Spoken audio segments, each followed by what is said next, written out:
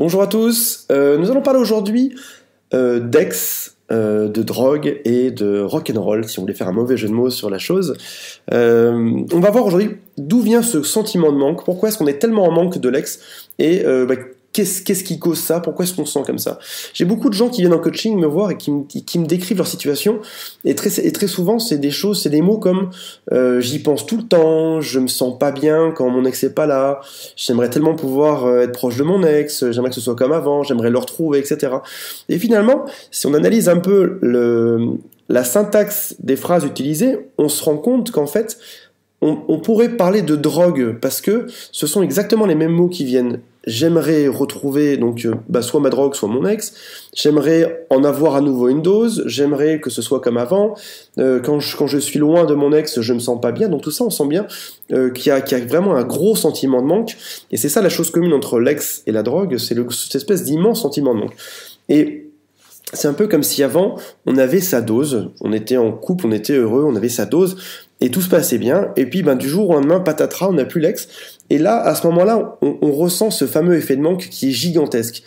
Et ça nous prend non seulement dans notre cerveau, parce qu'on y pense tout le temps, parce que c'est quelque chose qui est très très présent dans notre vie, mais également, on aura des tonnes de symptômes physiques, comme par exemple, on va perdre le sommeil, on va se sentir déprimé, on sera pas bien, on va prendre du poids, perdre du poids, enfin, ce sont exactement les mêmes symptômes que pour une drogue. Alors, comment ça se fait? Est-ce que c'est normal ou pas? Est-ce que ça va passer ou pas? Est-ce qu'il faut que ça passe même ou pas? Parce que ça, c'est la bonne question qu'on pourrait se poser après. En fait, il a été démontré que l'amour génère des tonnes d'hormones qui sont sécrétées dans notre corps. Je vais pas toutes vous les citer. Si vous avez l'occasion d'aller voir j'ai fait une Doctissimo, je vais dire sur Wikipédia, ils en parlent. Et ce sont des hormones qui sont générées lorsqu'on est amoureux, lorsqu'on est proche de quelqu'un, toutes ces hormones vont venir se diffuser dans notre corps et nous rendre très très heureux. Et du jour au lendemain, quand on va partir loin de l'ex, on va ressentir un sentiment de manque qui est complètement normal parce qu'en fait, ce sentiment de bonheur est déclenché par les mêmes hormones que, si on buvait un peu trop et qu'on était heureux, que si on prenait des drogues et qu'on était heureux derrière. Il est tout à fait normal de ressentir ces choses. En même temps, je suis en train de chercher sur Internet. Alors, ça s'appelle les amphétamines. On parle de dopamine, adrénaline, ocytocine, phényléthylamine. Donc, tout ça, ce sont ces hormones qui sont diffusées. Alors, elles sont diffusées à différents moments dans notre corps. Certaines vont être liées au coup de foudre dès le départ, d'autres ce sera plus pendant l'acte sexuel, d'autres ce sera lorsque l'autre vient s'occuper de nous, etc. Donc tous ces hormones font une espèce de grand pack, de grand mix, de grand cocktail d'hormones. Et voilà, le jour où l'ex part, on n'a plus tout ça, on devient très très triste de ne plus l'avoir, et notre corps ressent en effet un sentiment de manque au même titre que si on avait été drogué et que du jour au lendemain notre dealer partait, je sais pas, était mis en prison, je sais pas si vous avez regardé Breaking Bad comme moi à la télévision, mais en tout cas c'est ça en gros.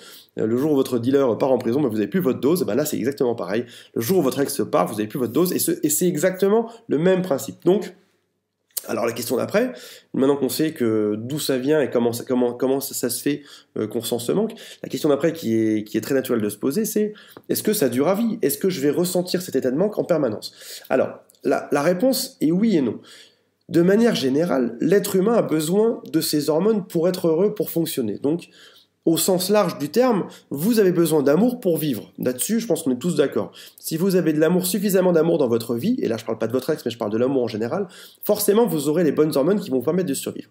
Maintenant, ces hormones-là, comme on vient de le voir, elles sont déclenchées par la vision de votre ex, par le fait d'être avec votre ex, parce que vous êtes amoureux de votre ex aujourd'hui.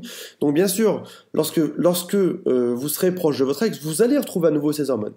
Je me perds pas plus loin dans ce raisonnement-là, mais en gros, tout ça pour vous dire que, oui, comme toute drogue, vous avez une période de sevrage et au bout d'un moment, vous en aurez beaucoup moins besoin.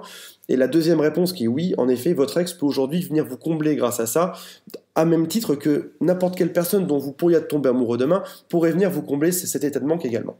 Donc voilà, on en arrive à la question finale, c'est oui, je suis en manque, oui, j'ai besoin de l'amour et c'est mon ex qui peut me le fournir au plus vite. Et faut-il courir après ça? Est-ce qu'il faut courir après ça ou est-ce qu'il faut au contraire intellectualiser la chose et passer complètement outre de tous ces symptômes physiologiques et physiques qu'on ressent? Je pense qu'il faut garder en tête une chose, c'est qu'aujourd'hui, vous vivez ce sentiment de manque et aujourd'hui, oui, votre ex peut vous résoudre ça parce que sa présence va libérer tout ça en vous et vous allez éprouver du bonheur à être à côté de votre ex. Donc là-dessus, on est d'accord.